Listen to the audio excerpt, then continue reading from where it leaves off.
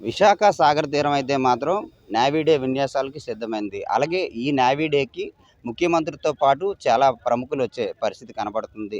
వారికి అంటే భద్రతా పరంగా ఎటువంటి ఏర్పాట్లు చేశారో అడిగి తెలుసుకోవడానికి మనతో పాటు విశాఖ సిపి శంకరభద్ర బాగ్య గారు ఉన్నారు. వారిని అడిగి తెలుసుకుందాం.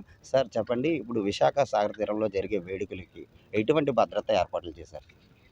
ఇక్కడ honourable CM sir, honourable chief justice of Andhra Pradesh high court, honourable speaker sir, honourable home minister madam, ఇంకా చాలామంది డిగ్నిటరీస్ కాకుండా నేవీ నుండి చాలామంది సీనియర్ ఆఫీసర్స్ అండ్ దాదాపు 1,00,000 నుండి 2,00,000 వరకు పబ్లిక్ వస్తారని మేము అనుకుంటున్నాం. వాళ్ళందరి కోసం మంచి సెక్యూరిటీ ఏర్పాటు చేశాము. నంబర్ 1, ఈ అన్ని స్ట్రక్చర్స్ గురించి స్టెబిలిటీ సర్టిఫికేట్ తీసుకోవడం, ఆనరబుల్ సీఎం సార్ కోసం access control, anti sabotage check, road opening parties, roof top parties అన్నీ పెట్టడం జరిగింది. పబ్లిక్కి కూడా ఎటువంటి ఇబ్బంది కలగకుండా, ఇది first time missing children case జరగనీయకుండా ప్రతి పిల్లలకు మేము RFID ట్యాగ్ ఇస్తున్నాం. మేము పోలీస్ డిపార్ట్మెంట్ తరఫున ఒకవేళ పిల్లలు మిస్ అయినా కూడా వెంటనే మేము ట్రేస్ చేయగలుగుతాం. అదే మాదిరిగా GVMC నుండి, డిస్ట్రిక్ట్ అడ్మినిస్ట్రేషన్ నుండి కూడా టూరిస్ట్ కోసం, పబ్లిక్ కోసం అన్ని సౌకర్యాలు ఏర్పాటు చేయడం జరిగింది. డెఫినెట్గా ఇది ఒక మంచి ప్రోగ్రాం జరగబోతుంది. It's a matter of pride for the city of Vizag సిటీకి గర్వకారణం.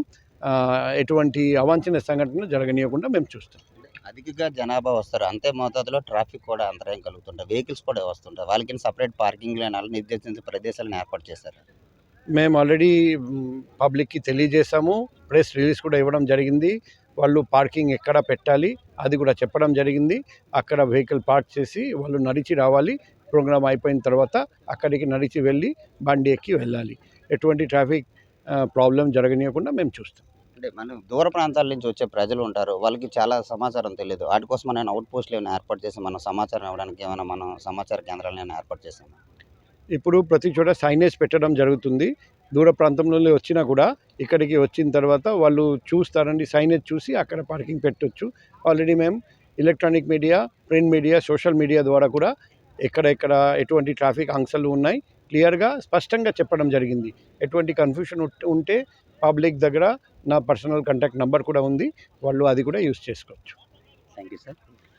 ఇది పరిస్థితి. అంటే సాయంత్రం రాబోతున్న సీఎం కానీ, సీఎంతో పాటు ఇతర అధికారులు, ఉన్నతాధికారులు చాలామంది వస్తారు. వీళ్ళకి ఎటువంటి అవాంఛనీయ ఘటనలు జరగకుండా మాత్రం ఏర్పాట్లు అయితే పూర్తి చేస్తాం. అలాగే ట్రాఫిక్ ఆంక్షలు కూడా వేరే, అంటే ట్రాఫిక్ అంతరాయం కాకుండా వేరే ప్రదేశాల్లో కూడా ట్రాఫిక్ వెహికల్స్ పెట్టుకోవడానికి స్థలాలు కూడా కేటాయించాము. ఏమైనా డౌట్స్ ఉన్నా మా అధికారులను సంప్రదిస్తే ఎక్కడ పెట్టుకోవాలి, ఎటు నుంచి ఎటు వెళ్ళాలి కూడా వాళ్ళ సమాచారం అందిస్తారనే పరిస్థితి కనపడుతుంది.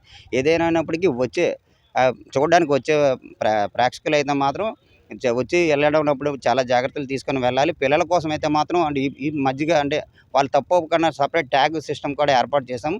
దాన్ని కూడా వినియోగించుకోవాలని చెప్తున్న పరిస్థితి కనపడుతుంది. కెమెరా పర్సన్ మహేష్తో అవతార్ యాదవ్, ప్రైమ్9 న్యూస్, విశాఖపట్నం.